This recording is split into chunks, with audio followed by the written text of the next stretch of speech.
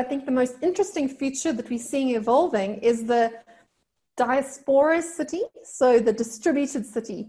And here we can talk specifically about what's happening with Hong Kong, but there are a few other ones too, where obviously, the Chinese Communist Party is cracking down on Hong Kong, wanting to make it more part of mainland China. And obviously Hong Kong's had special economic and civil liberties for some time now. So the people there have become accustomed to a certain level of freedom, and they're quite reluctant to give up on, as you can see on all the protests going on there. But what's interesting is that some of those activist groups in Hong Kong are trying to create a distributed city. So taking the people of Hong Kong and distributing them across the world. So you've got a city, but a city defined by mindset and ideology and perhaps even a social structure rather than defined by geography. So that's a very interesting way of putting it. I know that Britain has said that they're willing to take on some of those people. Places like Canada have also said they're also willing to take on some of Hong Kong. There's even been some people in South Africa that said they want to sort of create an outpost for Hong Kong. Yeah, I think that sort of diaspora city is quite interesting over there. At the same time, I think that we are also going to see that sort of the new cities are going to look less like cities and feel more in touch with humanity once again. So we're seeing a lot of crossover, and that's a sort of a nearer-term trend, and this is a larger, broader, global trend of sort of bringing nature into the city. So if you've been in London lately, not that any of us have been anywhere this year, but like recently, I've done a lot of things in terms of like agriculture in any city, from everything from sort of bee farms to growing food underground to all the rest of it. So sort of bringing that whole sustainability closer to the core, so it becomes less wasteful in total. So that people are closer to the things that people need, which is food and there's space and there's green things, so we don't feel like we're depressed in those sort of very planned cities that I was talking about earlier. So I think those are two interesting trends that we're definitely going to see take off quite a bit. Part of what we want is we've looked at the smart city, we've broken it down into about 5 forms. And the first part that we're trying to sort out is the safe city concept, because what we've seen is that if we're not able to make the city safe, it doesn't matter what else that we're trying to do, because the people that you need to be in your city are going to be driven out, the investment is going to be out, and you're not going to have the revenue that will fulfill all the other ambitions that you have. So our first approach is that the city must be a city that is very safe. So in 20 years or even less, there must be, the city must have wall-to-wall camera network that assist us in terms of picking up criminal trends, that assist us to improve the response, whether it is a criminal activity that is taking place or an accident. The smart cameras now are able to pick up movement of people and so on, and you're able to then improve the response of your security providers, whether from police or from emergency services. So there is one part that we're looking at. The second part is around what we're speaking about, access to government. So in 20 years, really what we want to see is just 100% interaction with the municipality on these particular platforms. We don't believe that there will be a need for people to be walking in and so on. We looking at some of the waste intervention. The city's current landfills will be filled in the next 10 years. And from what we've seen throughout the world is that there's just going to be no space to put in waste. So some of what we're hoping to see in 20 years is a city that is able to smartly manage its waste, sort its waste at the source. So your vehicles must be able to speak to how your waste is kept and isolated at household level. So that is another dimension of a smart city that we want to see. And lastly, as I said, that the investment is largely going to be around how your ICT infrastructure is. So we've seen that in 20 years, driverless cars are going to be quite a big percentage of the vehicles on the road. So what it means is that your traffic lights must be geared towards a driverless vehicle.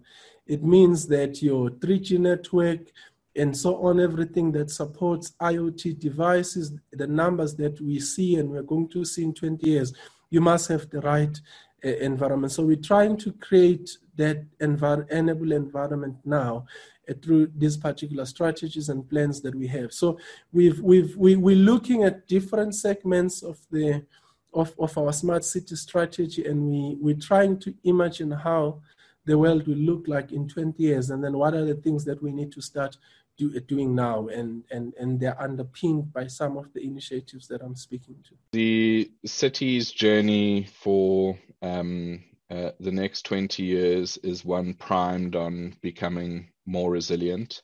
I don't necessarily think that it's helpful to think of absolute futures or certainties in the way that we plan for Cape Town's future.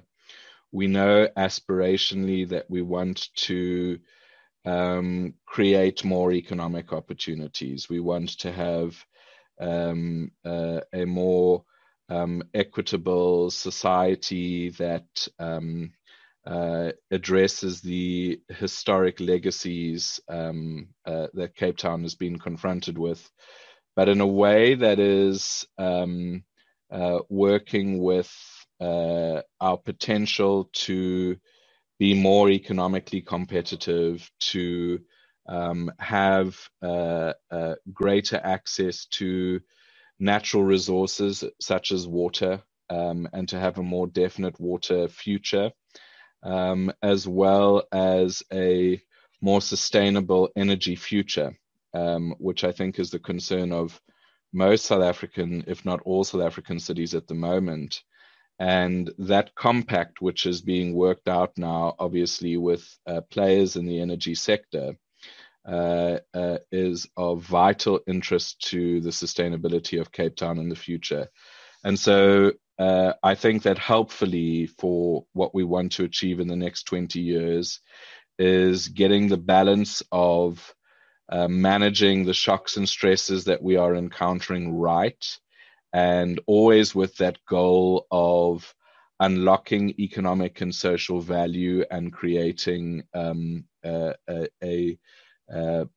city that is more secure in its energy and water future, as well as one that is aspirational in how it uses and embraces technology, and I think learns the lessons of what it means to have effective urban governance. So I think there are a couple of scenarios here. So now I have to lean on my futures methods to say that I don't know if it's a single vision that I can share. I think there's a chance that it's more or less the trajectory we're on today and just more of that. And if you think about 20 years ago, that's kind of where we are now. It's kind of been a bit more of the same, just more intensely in some places. And I think there is a possibility, particularly given where the economy is and the world is right now, that it's more of that, maybe a little bit more social distanced, maybe a little bit higher, but more or less the same. But I think there are other possibilities. I do think that there's some recognition, obviously, to the extent smart refers to tech. There are some of these technologies that make things possible that weren't before. And there's a possibility of us perhaps having built forms that are more, if you want, accessible to everybody. They can scale a lot better, that can be afforded and maintained a lot better. And so we were, in a way, pre-COVID already beginning to see that much more housing, some densification beginning to happen. So I think there's the possibility that we do what we've been doing, but a little bit better. So that's kind of marginal improvements on business as usual. But beyond that, you know, we kind of in the smart city world have these two visions, right? Dubai or Wakanda, you know. So and there I think I have three messages that I kind of haven't moved on, and in fact, it's three messages that the SU faculty role got me to crystallize in my own mind, because I'm asked this question so many times. I had to keep thinking, you know, what do I think will change the city into something much more transformed, something much more interesting? Because that's what I'd like to see. I'd like to see, and you know, maybe now I'm mixing my time machine with my magic wand here.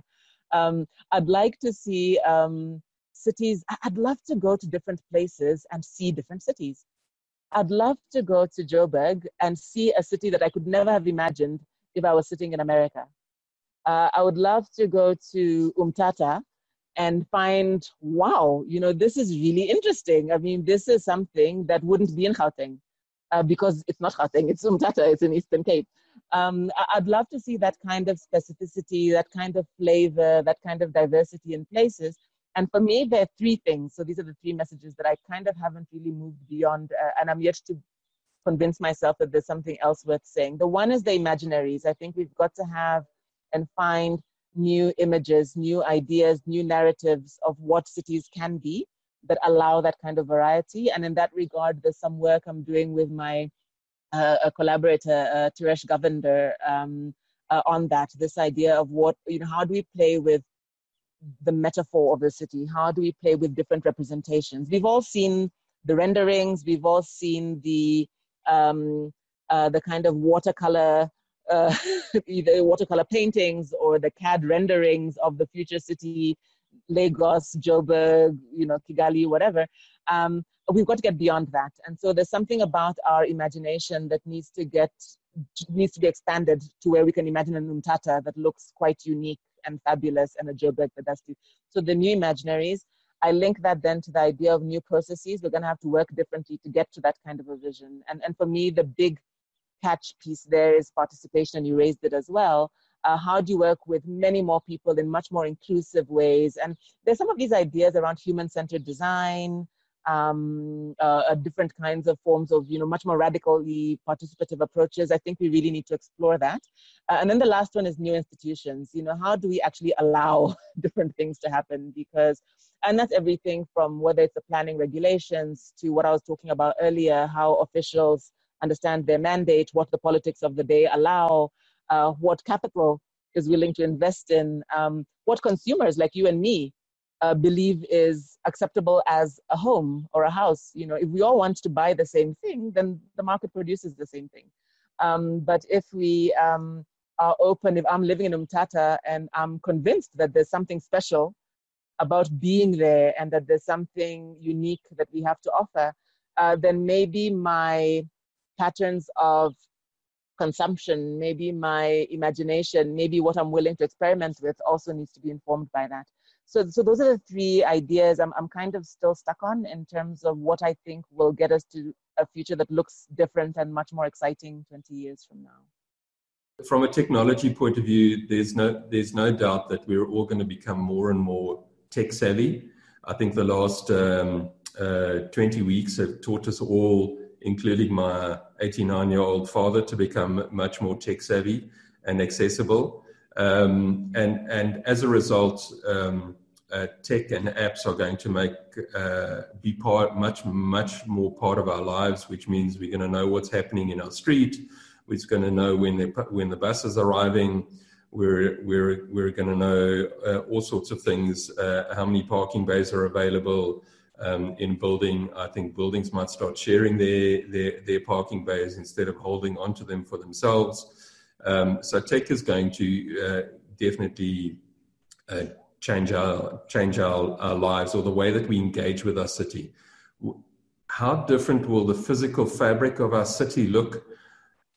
I can only hope that what we will see is fewer cars, that we will see more public transport, good quality, accessible, affordable public transport, that with an ideal actually ultimately of having free public transport would be ideal, and that there is access to good green space. I think there's an opportunity for lots of kind of empty lots to be turned into green space, but green spaces that are not looked after, that are not safe, are not, they aren't going to add much value to the quality of our lives. So I'm hoping we see more of that. I'm really hoping that in 20 years' time, I can sit here and have another conversation with you, and that our ROSA agencies have become mobility agencies, that we've changed the way that we look at accessibility. I think that would make a huge impact, that those that still drive cars will all be driving electric cars, and electricity not produced by fossil fuels, but by particularly for most of Africa out of access to solar solutions.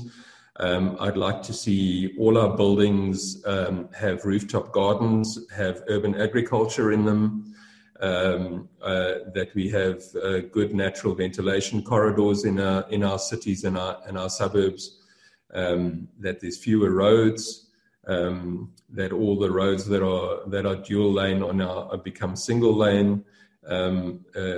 Get rid of as much of the kind of hard stand as possible. And yeah, am I answering your question? I think I am. So yes, I suppose I have more hope than a prediction. I think that I would hope that we could see decent quality housing for everyone, access to education, and again access to good education that's close by. I do, however, think that there is this opportunity for the rural areas to kind of reinvent themselves. So we talk about smart cities, but I think there's a huge opportunity for little rural towns to reinvent themselves. And I think the lessons we've learned out of working from home, which I now prefer to call distributed work, in other words, not working at the office, is that working from a rural town means that if I'm only coming into the office once a week or twice a week, could I live further away? If I live further away, I would hope that I then have access to good public transport. So now, an hour commute in the car, could that be a 20-minute commute by train? So could we invest in our train infrastructure and roll that out even further? And in Gauteng, of course, invest in the Gautrain rollout even better. But make sure that there's good community transport that links into that. So I have hope for the future. I think probably the biggest challenge in Africa is that our biggest cities have so much that needs to get solved that we may need to spend more time looking at second-tier cities and third-tier cities.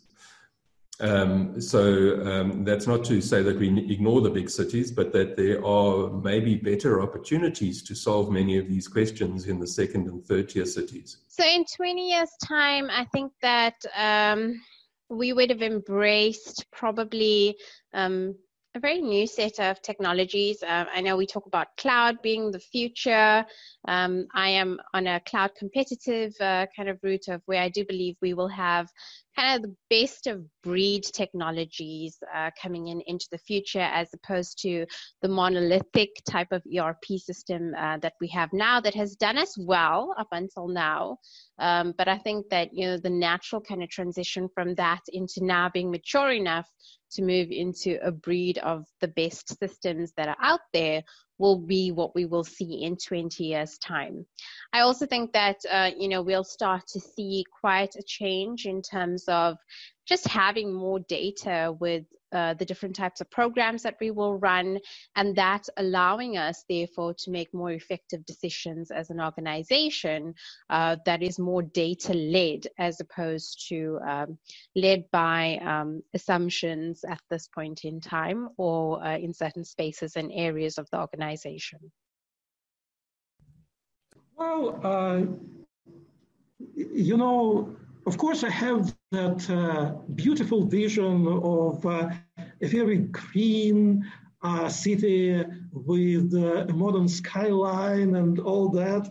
But let me get to probably some more mundane issues.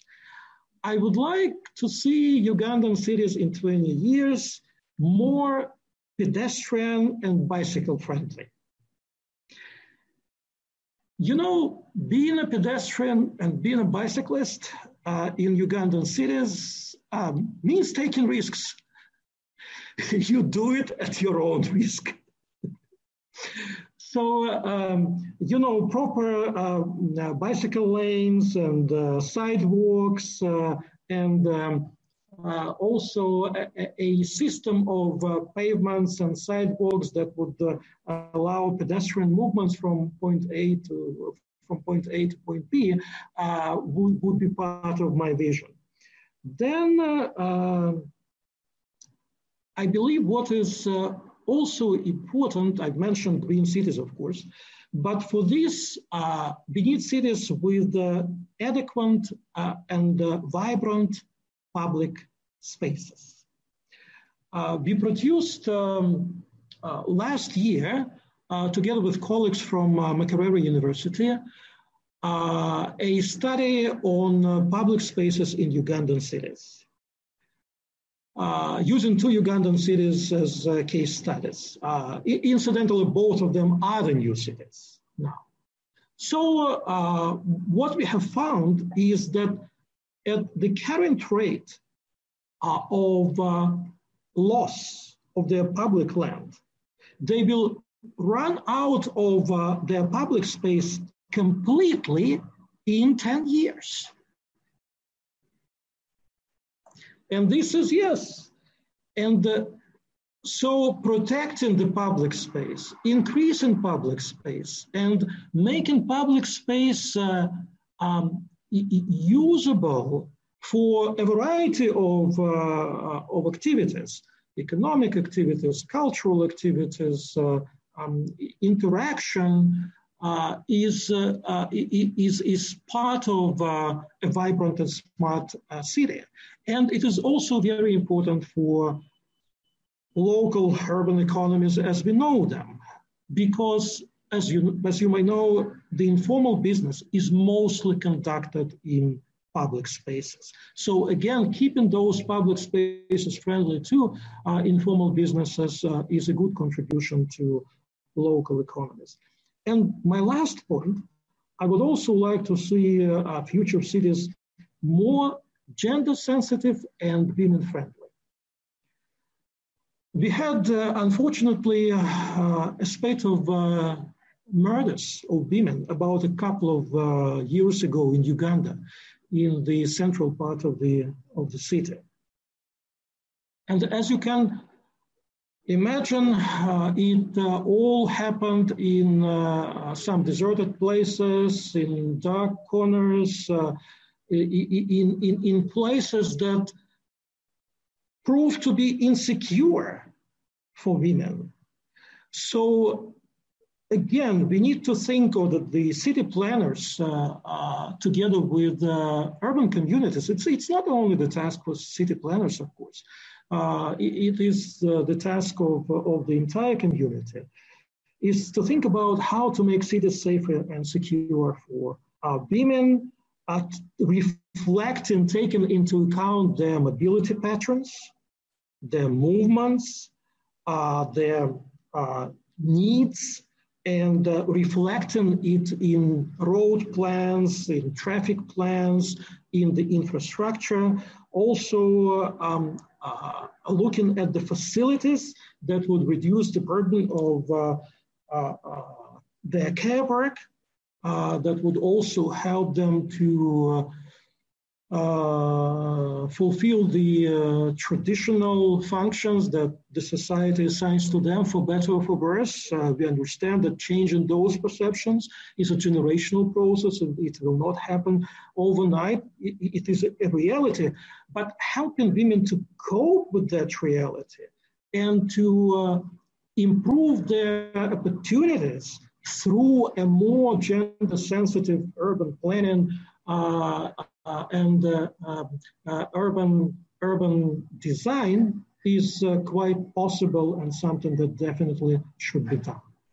Whatever your son is going to be, we don't know that yet. That job has not been defined, and it doesn't have a job prescription yet. In fact, there's some statistics that says that 50% of job descriptions today did not exist 5 to 10 years ago. So it's a tough call. I would for sure focus on giving my child digital capabilities and digital skills. although I don't think that, that in itself is the career, I think if you know how to use technology, technology will play the foundation of almost every sector that we're in. If you look at the agriculture sector, the amount of technology that's, gaining momentum through drone and hydroponics and some of the newer technologies, I think there isn't a sector, that we can remove technology from. It plays an overarching role, and it's important to give our children the necessary skills for them to adapt and to use and utilize technology in whatever it is that they're going to be doing. If you want to be a doctor, look at robotics and how robotics are changing the way that surgeries are performed, etc. How diagnoses are being made. So there's a tremendous role that technology will play going forward.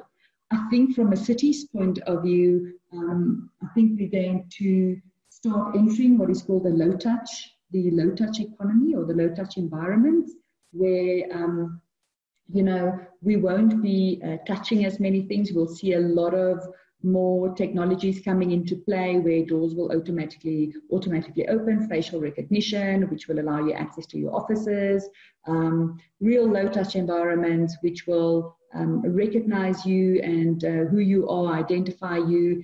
These are some of the things that I think that we will see coming in. So the low-touch economy is definitely something that I think there needs to be a bigger focus on going forward.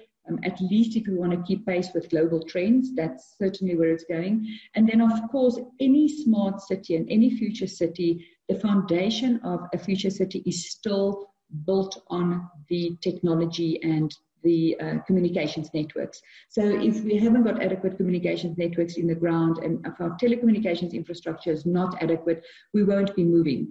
But I want to talk, to things like some of the IoT applications, like, automatic water readings and, automated traffic systems and things like that. But one almost feels that that's like last year technology. There's, with, I think, COVID-19, the single biggest thing that municipalities and local authorities can do for themselves is to get good, reliable, stable internet connectivity into their jurisdictions as fast as possible. The one thing that COVID-19 has done for all of us is given us the ability to work from home. There are several global companies that have said that their people will never return to the office. So they will keep working from home forever. So what does that mean for you and me? For you and me, it means that we can move to a smaller town where we can buy a better house, where we can have better quality of life. We can walk next to the stream in the afternoon, So it allows us this ability to go and live anywhere in our childhood neighborhoods or move back to smaller communities. And for the smaller communities and, for the municipalities, that means that they can rejuvenate their towns, that they can earn additional income, that, there'll be more rate and taxpayers coming to live back there. But there's this single thing that's going to define whether you can do that or not. And if you have to work from home, you are going to need a good, stable internet connection. And that's what's going to matter. So the advice that I would today give to municipalities and local authorities out there is to say, make yourself attractive, invite operators, make it easy, remove the red tape, make it easy for them to deploy infrastructure.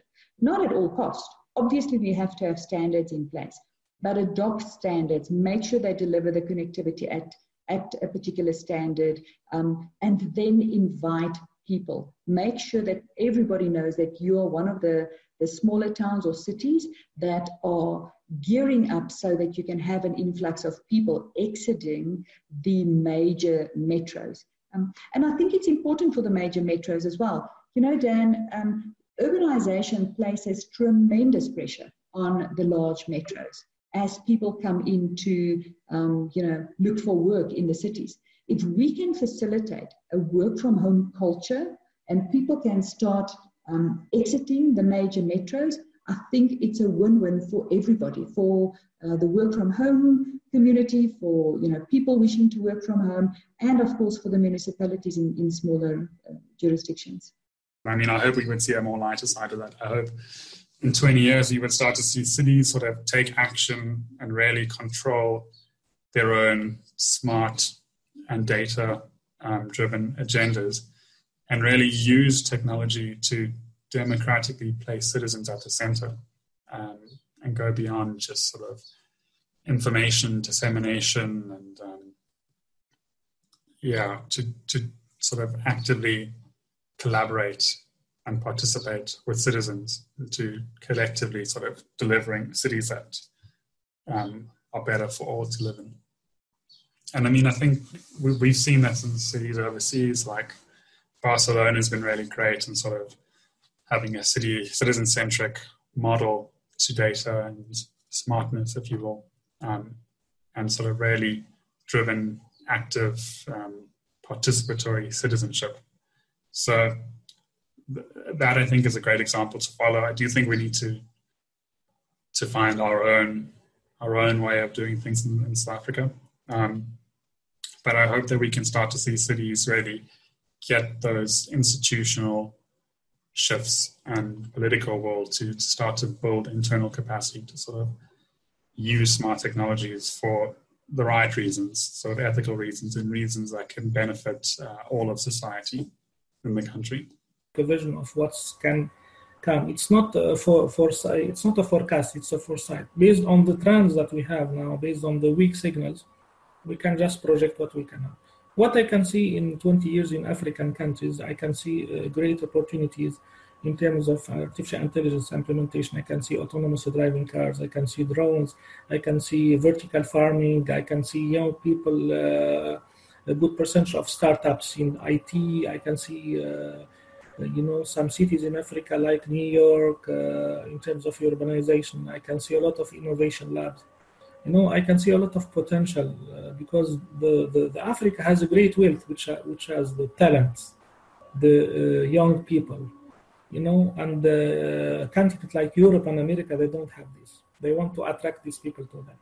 Maybe America and Europe, they have the technology, but they don't have the talent. They don't have the motivation of young people. Africa has this. I think if we, in 20 years, if we go with the right track, with the right strategy, with the right, and then if we implement it very well, we can achieve we can be a great continent. Africa is a rich country, and we can be like America, we can be like even better. If we if we develop the right strategy and if we implement it right. I can see great cities, really smart cities, even like Dubai or better, if we have the right investment. I can see a lot of technology which is making our life very easy, and I can see a great quality of life in African people. We have the land, I can see agriculture, I can see innovation, autonomous driving, I can see the best road network,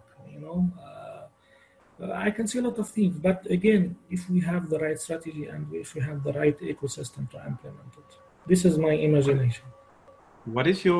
Have we solved all our challenges? What are your hopes? So I'll talk about hopes, and I'll talk about just the reality of our society and the likelihood of achieving our best hopes. So my hope is that in another 40 years, we have had a significant reduction in crime and violence.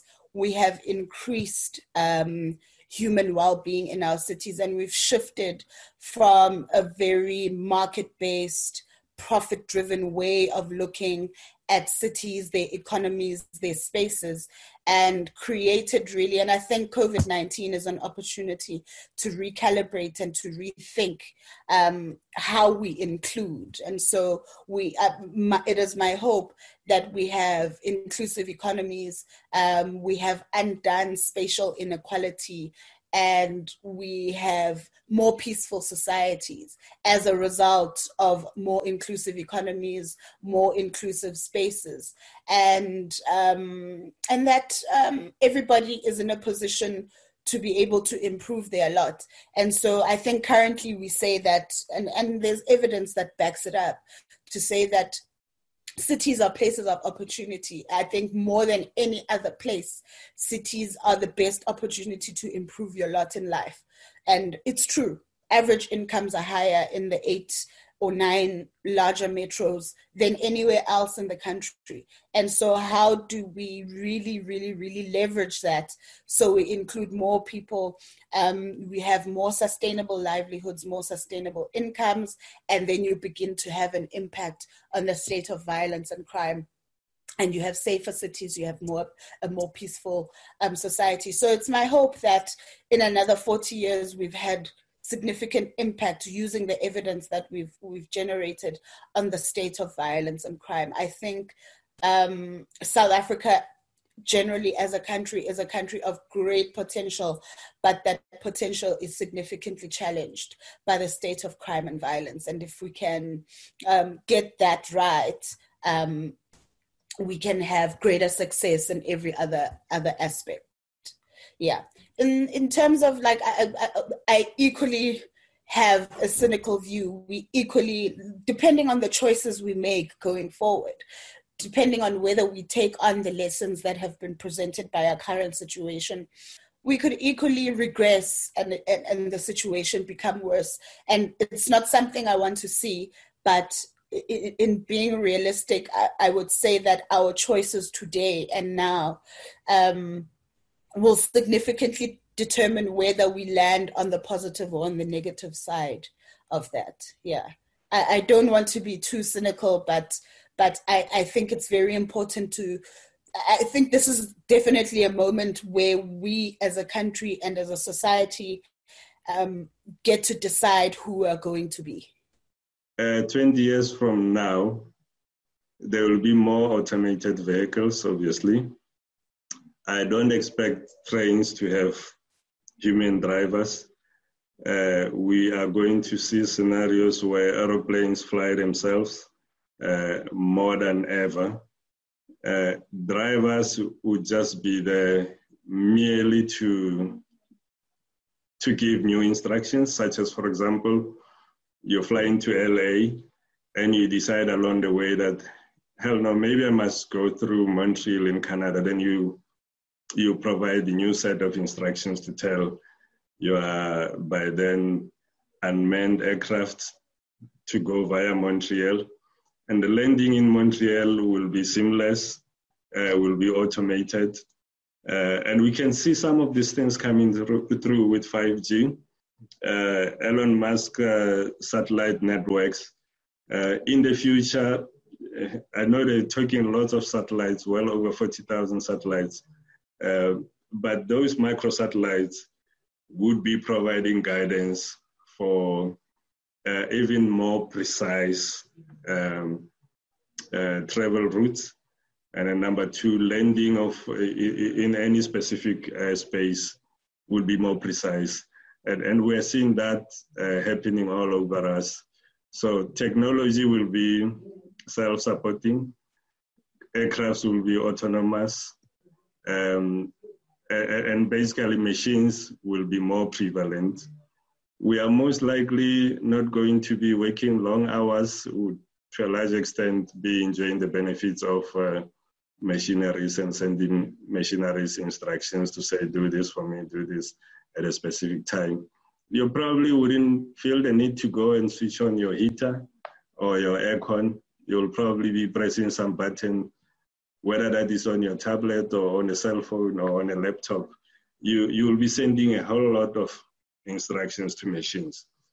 So storage is going to be required, obviously, for that, because you need to identify the behavioral patterns of the machines. And they also, to understand you, they have to do systems analytics on you as well. So the process of analyzing an individual is probably going to be a two-way scenario where, for example, your house will know that Dan will be at home between these particular times.